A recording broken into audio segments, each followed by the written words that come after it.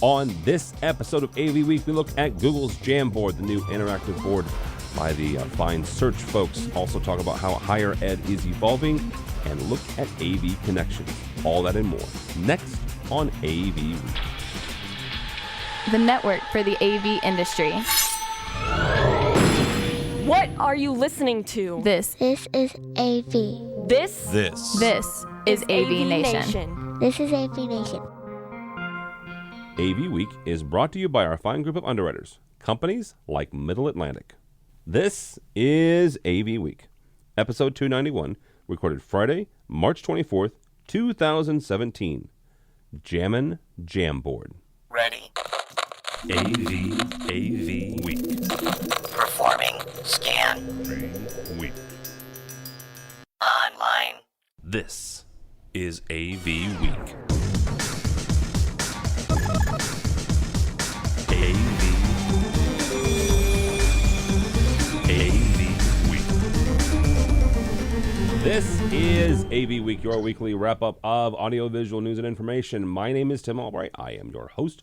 With us to talk about the news and information of the week. First and foremost, she works for a company called NetAV, is also the co-host of our AV Social show. Her name is AV Dawn, or Dawn Meade. How are you, ma'am? Very good, thanks. Thanks for having me this week. Absolutely. Not for nothing, but we actually just posted a new AV Social today. Well, by the time you're watching it, it'll be last Friday. But yeah, it was a very good show. We talked with the folks at Biamp about their T-Lux super secret, spy promo from last year's and how they rolled that out. So check that out. Also with us, a former cohort in the tech manager world, but he, just like me, jumped the education market, and now Greg Brown works for SybaTek. Hello, sir. Broke the golden handcuffs. Yes, was the way they were putting it. Hello, guys. Hello world. Hello, Good world. Yes, it's been a while. Yeah, it has been. Hello, world is an old programming joke. So, all right. Yes. Let's kick this off, shall we? Not for nothing, but Greg's in California, so just north of him is a small little company technically it's called Alphabet, but we all refer to it as Google. They have a 4K whiteboard that's going to hit the market in May. This comes to us from Innovate on the Net. First announced back in October, Google has revealed its 4K interactive whiteboard product called Jamboard. Will go on sale in the U.S. in May. Google Jamboard is equipped with a 55-inch 4K touchscreen, comes with an HD camera, Wi-Fi, and a pair of speakers. List price on this, kids, is $5,000. It's going after the Surface Hub, which retails for roughly $9,000 U.S. Also, not for nothing, is also going up against Cisco Spark, which was announced last month. Greg, first question for you. You and I both come from the education world, which is kind of where interactive whiteboards were born and developed first and foremost, I would say. And died about and died. I wouldn't. They're not dead yet. Are they? Yeah, but you and I have now worked in commercial AV for a while. True. Have you ever seen an interactive whiteboard in commercial AV? Well, not until Microsoft and the Surface Hub Pro started coming out, and then you've got Google, and you've got. And how many of them did you install? None. And not for nothing. Don't forget about InFocus's Mondo Patty too, which is a wonderful product, and I would love to find a place to integrate one now. But and I take that back. I have done one Mondo Pad. It's a nice product. It is. And the what is it? The NEC one also, and the Sharp one. Sharp one is very nice too. But boy, this is just like being back on the EdTech show, talking about completely pointless technologies that nobody's going to use. Okay, so to that point, and we're going to get Dawn's take on this too, because Dawn has a completely separate vertical. She lives in around Maryland and DC and heavily into the government realm. Greg, and the reason I ask this is because of the number of high-profile IT companies that are getting into this space. Microsoft, Google, Cisco.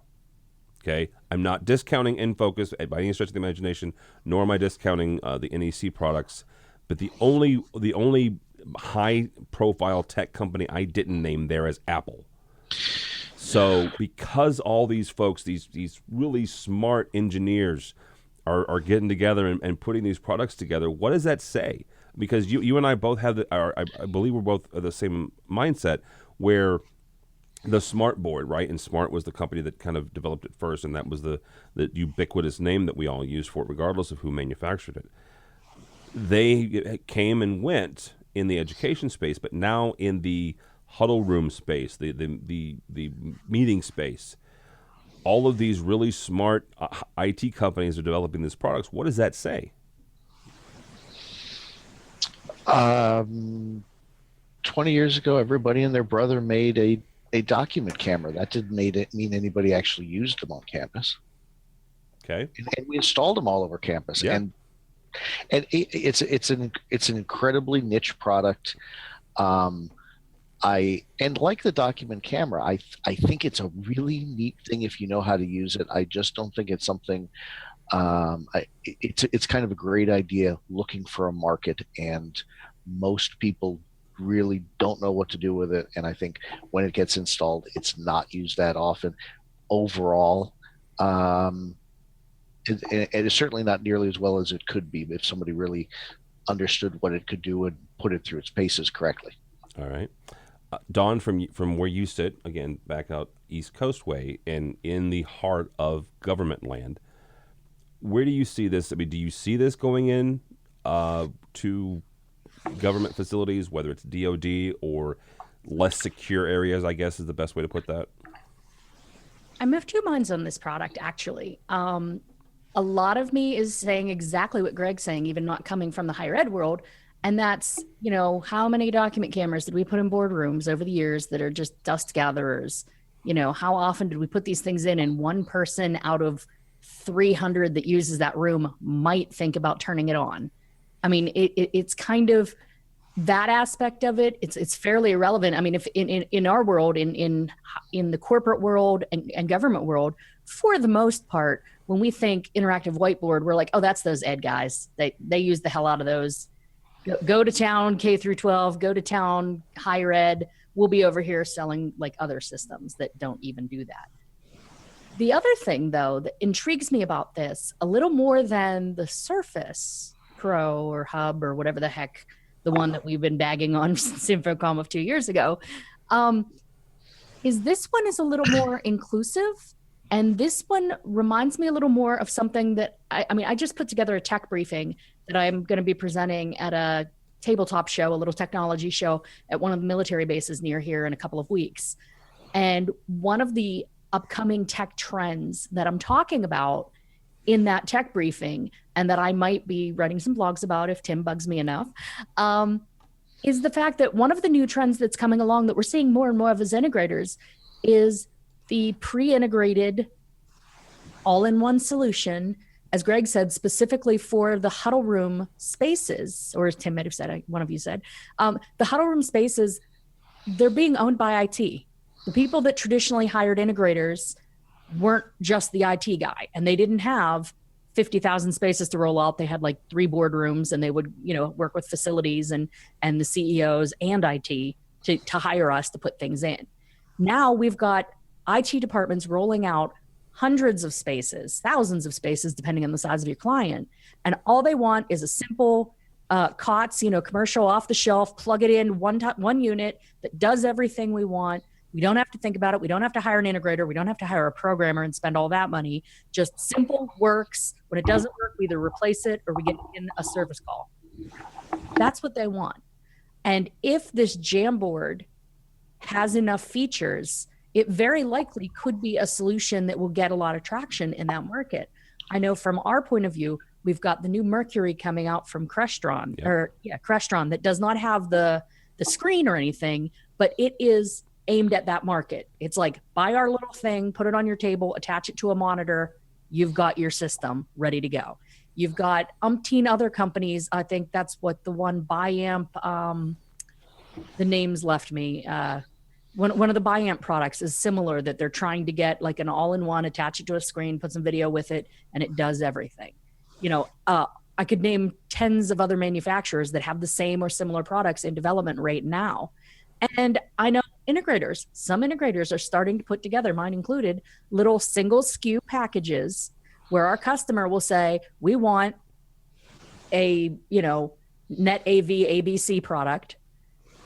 That's what we're going to bid. We want everyone to bid on a Net AV ABC. And Net AV ABC comes in and it's just a all-in-one, ready to go monitor, thing on the table, speakers, video camera, soft codec, because we already use that. We already use, whatever soft codec is our, Zoom, since we're using that here. That's what our company or our agency has standardized on. And we just want a little plug-in unit that goes with that.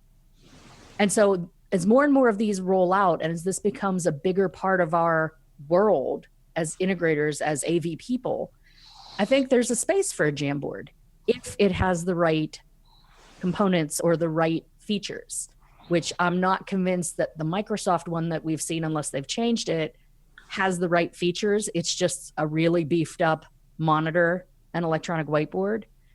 This seems like it could have, it's talking in the article here about collaboration tools for smartphones and tablets to sync with the Jamboard. And it's talking about bringing in so it's like it kind of has a built-in click share or, click share type thing. Collaboration aspect. Exactly. So if it has these right features, there could be a very big and lucrative market for it, because we're seeing demand for that across agencies, across corporate clients, and across manufacturers who think it's a big enough of a trend that they're building these things.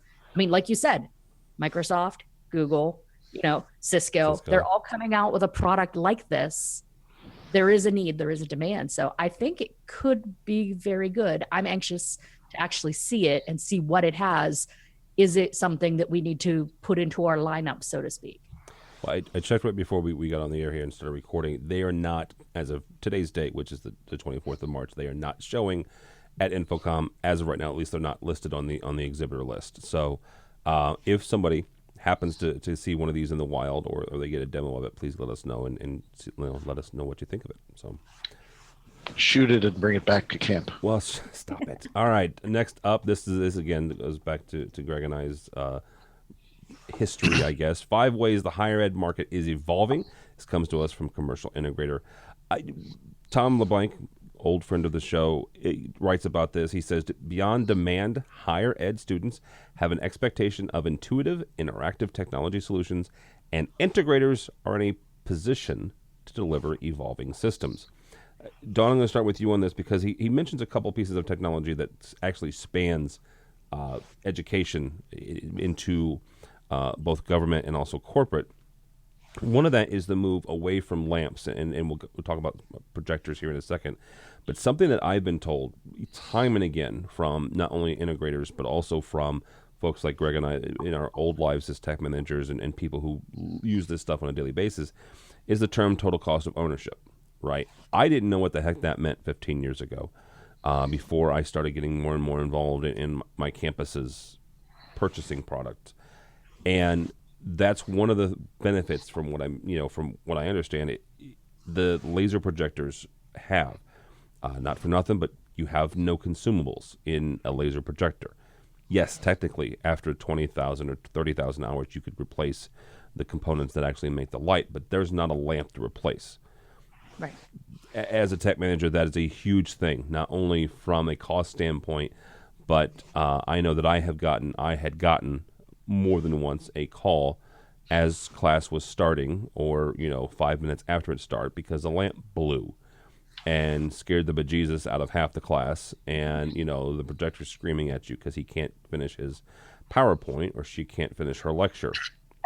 So Dawn, from your standpoint, either how are you seeing education evolving, or just this move in general to more interactivity in the corporate and the government space? Well, those are kind of very different questions, because from our point of view, from the corporate and government space, I almost couldn't tell you the last time we sold a projector. Okay.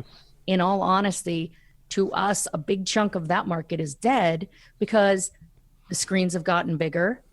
The video walls have come down in price, that they're more reasonable for companies. And so those are solutions that they prefer in the corporate and government spaces, whether that's because in their minds there's this history of requiring consumables and bulbs and filters and all the other jazz that goes with it, or whether there's some other factor at play. I'm not certain, but it's a very small, very niche part of our market at this point because of the way the rest of the technologies, the flat panels, for instance, have come up. That's where our customers want to go. That said, when we do have customers that are looking for projectors, they are looking more at the lampless, the laser projectors, the things that basically become disposable, because by time you need to replace the color wheel and the light generating engine in it, something newer and better has been out for a couple of years and is affordable now. So it's basically a hang it up, walk away, use it till it's dead, then replace it thing, which is great for convenience. I'm sure terrible for landfills and the environment and all of those things. I'm not the green AV expert, but that's to me, that makes a lot of sense. I see that as a fact. Even before that, though, from an integrator standpoint, when we would do higher ed, which wasn't often, there were certain companies that just in our region focus on higher ed and they get all the work. Yeah. But the customers in the higher ed world wanted to only buy from one or two manufacturers. And the reason for that is those one or two manufacturers say, when you would buy our projector, we'll just send you lamps for life. And so they train someone on campus how to change the lamp, or the manufacturer, if they're nearby, sends someone out to change the lamp. And so it's not a factor of the integrator. The integrator basically brings it in, puts it up, and then forgets about it. So, to us, it's not such a big deal. We don't do the tons of higher ed. The ones that did, they were fairly self-sufficient. But I do agree that as people become aware that it's a thing, they're going to say, well, why am I buying and paying for lamps and changing lamps when I could just put this laser thing up and be done with it? Definitely. Greg, from both sides of your brain, both as a former tech manager and also as somebody who works for integration now, how has the market changed over the last couple of years? Definitely more towards laser. I mean, I agree. Yeah, projectors are still pretty meat and potatoes in the educational world. Like we've said, you can't roll up a monitor, and you can roll up a screen. And so far, we're still covering many of those walls in the schools with whiteboards or chalkboards. So projectors have a pretty sturdy or pretty safe niche there, I think, for a while still. We have to wait till we get the roll-up monitors, I think. I was going to say they're running those ads for the OLED. It's getting close. We're getting close.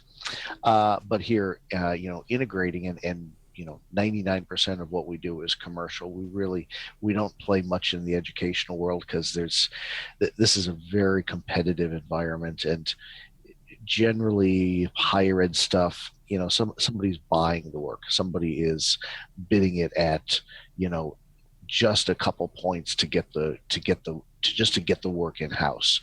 And we don't need to play in that field, and so generally we don't. I mean, I've got some friends of mine that I do box sales for, basically because they're doing their own integration, and most companies are not interested in just selling box equipment.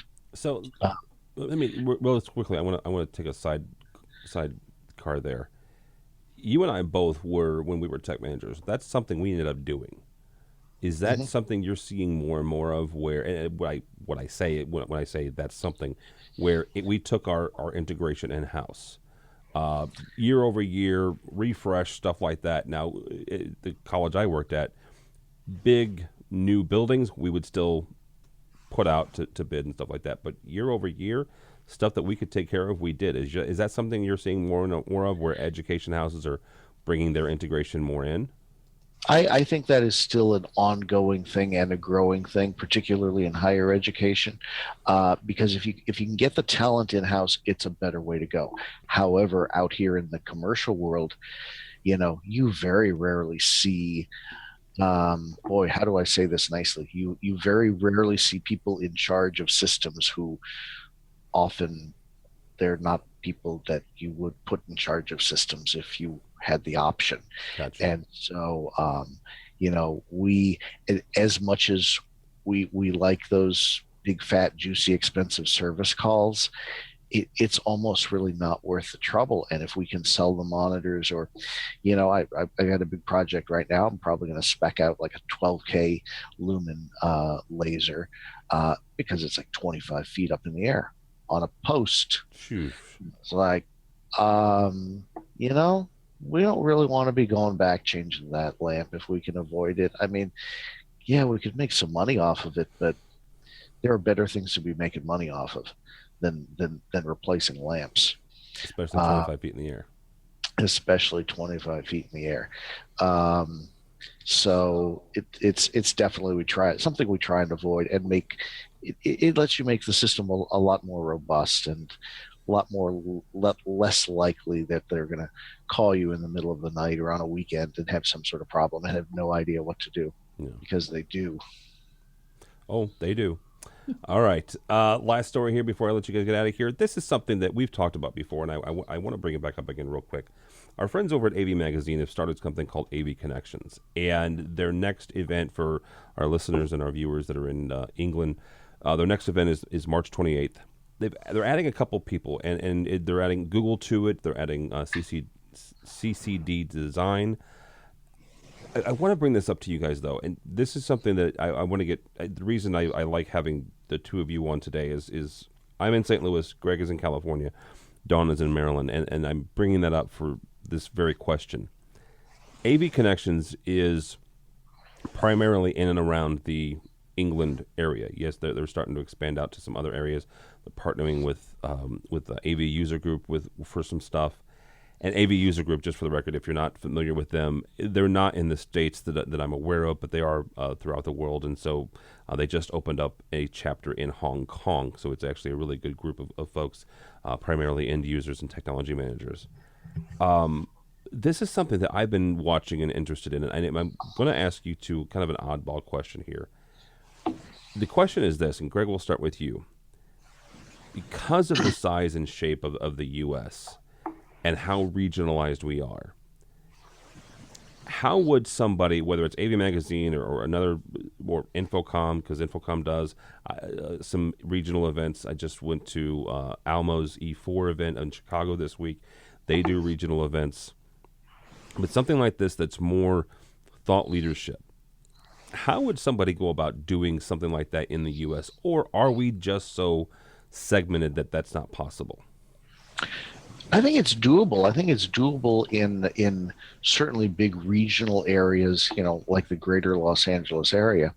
I don't think we play together well in this industry necessarily all the time.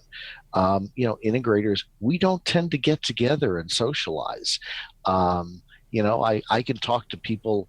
I kind of have a little bit of a weird past that lets me talk to other integrators and stuff like that, because I talked with them back when I was at UCLA.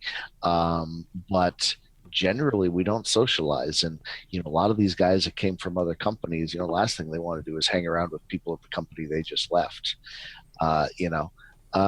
So I don't think we necessarily play very well together.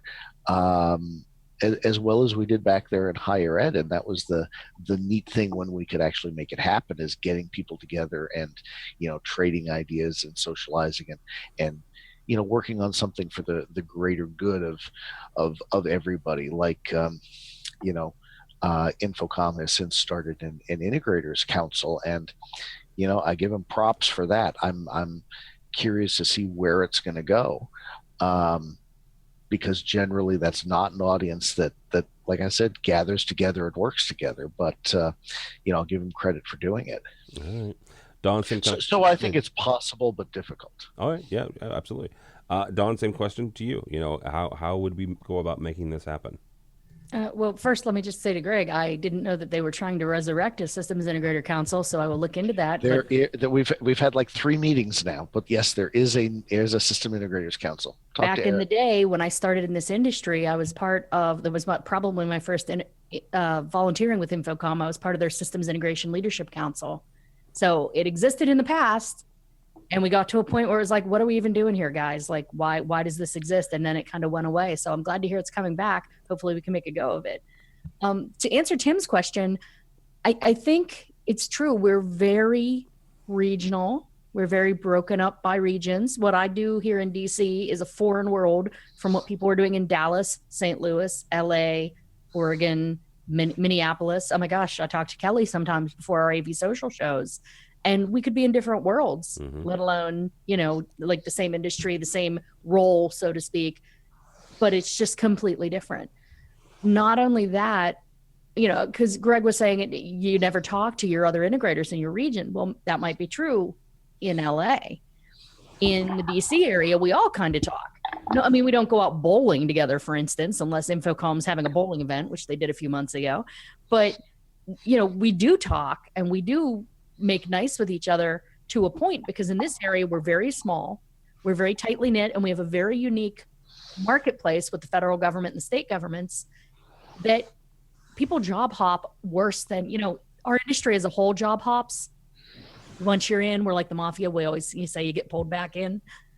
You can check out any time you leave you want, but you can never leave. Exactly. Yeah, exactly. But in this area, because of the unique skill set, we job hop a lot. God love him. My husband, you guys know Harry, he's been with about 4 or 5 different system integrators, as well as working directly with government contractors in their systems integration divisions. And you have to make nice with the other integrators in this region, because if you don't, in a few months, a few years, when you're looking for a job, you didn't make nice, you're not going to get that open door that you would if you were. So I think the regional differences in this country and the market differences, New York has a very different market than DC, has a very different market than LA, has a very different market than St. Louis. Yep. Those really hinder our ability to take part in this kind of thought leadership event altogether. That said, I think NSCA's BLC has done well. I think the AVEC has done well. I haven't had a chance to go to that one. I think even the CI Summit that they have once a year and bring people in from around the country and Canada and wherever else, those events do work well if you have the time and the money and the ability to go and take part in them. And not everybody does. But I think events like that, and if they have events like that at Infocom, the show where everybody makes a point of coming, I think that is where we could have a more thought leader development, mind trusts kind of thing happening in our industry. And, that said, it's more on the marketing front, but I'm kind of looking forward to this year's Infocom because they're trying something called having a Tide conference. Yep. And it is aimed more at marketing and sales, but I think that there's room for technicians and engineers in there to change how we think about what we do and what we provide to our clients. And it sounds like just the kind of thing that these folks over in the UK are providing, but aimed at a different point of view or aimed at a different idea. And Infocom's having it right at the show, which is great. In some ways, the description of it reminds me a little about the Infocom 100 that they discontinued in like 2012, 2011. I went in 2011, so I know they had it then. And that was the similar thing. They brought together a group of people, thought leadership. They talked about a single topic and came up with ideas of how that's going to impact our industry. And let me tell you, it's 2017. I went to the one in, I think it was 2011, the Infocom 100. And the topic was intelligent buildings, smart buildings. And everything we discussed at that conference has come to pass, or is suddenly right now in 2017, the hot news and, oh my God, this is going to happen or is happening. We talked about it back then. Yeah. So these sort of events, if you can have them successfully, are amazing for your planning and for your business development. And I'm hoping Tide Conference goes well. I'm hoping AVEC and BLC and the CI Summit and all of those things continue doing well. I would love to see more events like that, but we're just so bloomin' big in this country and so different within our markets that I don't know that you could just have a general one easily, if that makes sense. No, that makes complete sense. It makes complete sense. Actually, we're going to have Rachel Bradshaw from Infocom on in a couple of weeks talking about Tide. So yeah, it's a cool thing. Check it out. We'll put a link to it on our page. So, guys, thank you so much. That's going to do us. Greg Brown from SybaTek. Thank you, sir. Thank you. How do people find you and or SybaTek? Let's see. Well, we are online. I'm G Brown at SybaTek.com. Still a big presence on LinkedIn, and need to probably write some more stuff for Infocom here at some point. All right. Greg is one of those Tell rare birds. about my last crazy year here. Greg is has over, was it 10,000 LinkedIn connections? I think it's No, it's only over 1,000. yeah, still. Wow. I think I have 4. I post pithy little things on there on a weekly or bi-weekly basis. All right, Miss Dawn, thank you, ma'am. Thank you for having me. And- And of course, you can find me net-av.com is the company. I'm on all the Twitters and everything else. Usually you can look me up as AV Dawn because that's the easiest way to find me. And of course, I'm here at AVNation. As Tim said earlier, we just posted our latest AV social show that I co-host with Kelly Perkins of AVI Systems. So go check that out. And if I could do one more shameless commercial, Infocom is now open for registration. And last year they started a thing where you could just, I call it the all-you-can-eat buffet pass.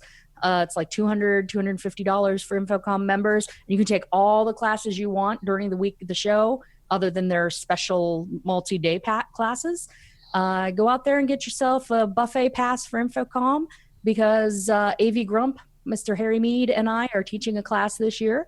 And several other folks from AVNation are teaching classes, and we would love to have you in our classes. So make sure you go register for Infocom. And if you don't see us in class, you will see us at Infocom with AVNation. Yep, absolutely. And we'll talk about that as the weeks go on. For us and for me, don't follow me, but go by the website, avnation.tv. That's where this show's page will be.